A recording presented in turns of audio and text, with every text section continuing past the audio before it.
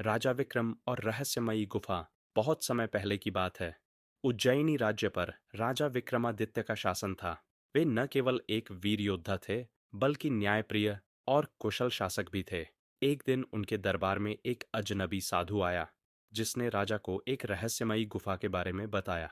उसने कहा, महाराज, पश्चिम दिशा में काले पर्वतों के बीच एक गुफा है, जहां अपार खजाना छुपा है, परंतु वहां तक पहुंचना आसान नहीं है। अब तक जो भी वहां गया, वह कभी लौटकर नहीं आया। राजा विक्रमादित्य के लिए यह चुनौती स्वीकार करना स्वाभाविक था। वे अपने 10 सबसे बहादुर सैनिकों के साथ उस गुफा की ओर रवाना हुए। जैसे ही वे गुफा के निकट पहुंचे, अजीब घटनाएं होने लगीं। घना कोहरा छा गया और सैनिकों के घोड़े बेकाबू हो गए।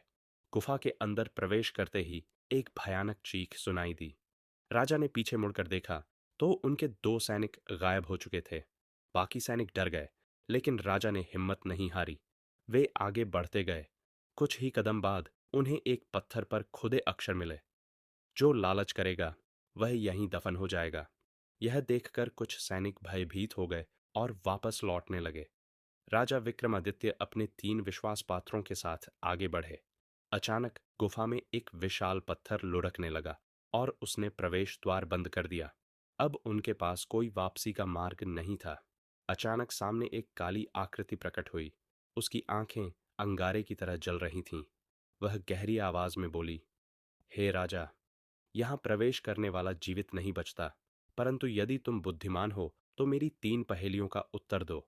यदि सफल हुए तो खजाना तुम्हारा होगा, यदि असफल हुए तो यहाँ कैद होकर रह जाओगे। राजा विक्रमादित्य ने साहसपूर्वक सहमति दी। पहली पहेली थी, ऐसी कौन सी चीज है जो जितनी बांटो उतनी बढ़ती जाती है? राजा मुस्कुराए और बोले, ज्ञान। दूसरी पहेली थी, ऐसा क्या है जो खुद तो चलता नहीं लेकिन लोगों को चलाता है? राजा ने तुरंत उत्तर दिया, सोच और विचार। अब तीसरी और अंतिम पहेली थी, ऐसी कौन सी चीज है जो एक बार खो जाए तो कभी वापस नहीं आती? राजा विक्रमादित्य ने बिना एक पल गंवाए उत्तर दिया, समय। इतना सुनते ही गुफा में रोशनी फैल गई। वह काली आकृति धुएं में बदलकर गायब हो गई और उनके सामने एक विशाल खजाना प्रकट हुआ। राजा ने खजाने में से केवल उतना ही लिया जितना राज्य के हित में था। जैसे ही उन्होंने खजाना उठाया, गुफा का द्वार अपने आप खुल गया। राजा अपने सैनिकों के साथ सुरक्षित वापस लौटे और राज्य की भलाई के लिए उस खजाने का उपयोग किया। उन्होंने यह भी ऐलान किया कि लालच ही सबसे बड़ा अभिशाप है और बुद्धि ही सच्चा धन है। और इस तरह राजा विक्रमादित्य ने न केवल खजाने को पाया, बल्कि अपनी चतुराई और साहस से